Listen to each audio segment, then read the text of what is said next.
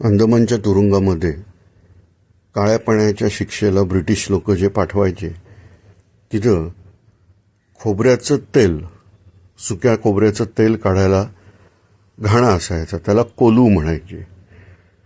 हा घाणा तेव्हा बैलाच्या ऐवजी माणसाला फिरवायला लावायचे आणि तेही इथं दिसतं या पद्धतीत की पायामध्ये लोखंडी बेड्या घालून तो घाणा फिरवायचा असायचा. ठराविक तेल, अंदाजे 13 ते 14 लिटर तेल काढल्याशिवाय कैद्यांना जेवण, झोप हे देत नव्हते.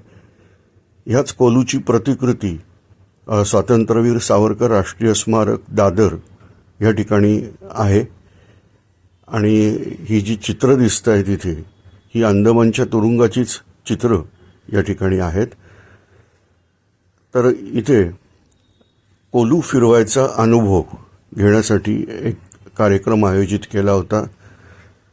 स्मारकाचे कार्यकर्ते इथे दिसत आहेत. वेगवेगळी पुस्तकं या ठिकाणी ठेवलेली आहेत. या निमित्ताने स्वातंत्र्यवीर सावरकरांचं कार्य, लिखाण हे कळलं पाहिजे. इथे अंदमानच्या तुरुंगाची लाकडी प्रतिकृती आहे. हा कसा तुरुंग होता आणि ही कोठडी इथं स्वातंत्र्यवीर सावरकरांना ठेवलं होतं ते भिंतीवर कविता करतायत हा प्रसंग इथे दाखवलेला आहे. कोठडीचा आकार बघितला तर लक्षात येईल की शिक्षा किती अमानुष आहे. एवढ्या छोट्या कोठडीत एकट्या माणसाला ठेवायचं. तर ह्या पद्धती ह्या त्यावेळेला केल्या होत्या आणि त्यामुळं इथे बऱ्याच लोकांनी येऊन, वेगवेगळ्या वयोगटातल्या वेगवेगळ्या लोकांनी येऊन या ठिकाणी कोलू फिरवायचा अनुभव हा घेतलेला आहे. तरी पण आता लक्षात येईल की इथं फुल पॅन्ट घातलेली माणसं आहेत.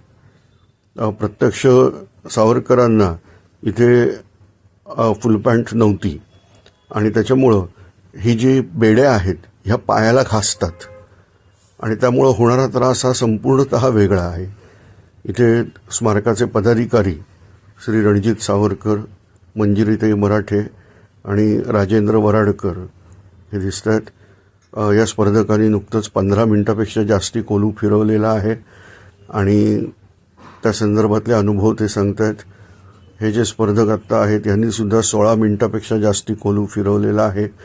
तर अशा पद्धतीमध्ये इथे ही एक अत्यंत अभिनव अशा प्रकारचा उपक्रम हा स्वातंत्र्यवीर सावरकर राष्ट्रीय स्मारक दादर या ठिकाणी घेतलेला आहे.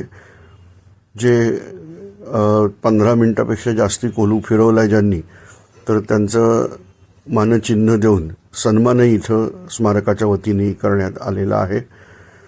विविध प्रकारच्या विविध वयोगटातल्या सगळ्या लोकांनी अतिशय उत्तम असा प्रतिसाद या ठिकाणी दिलेला आहे.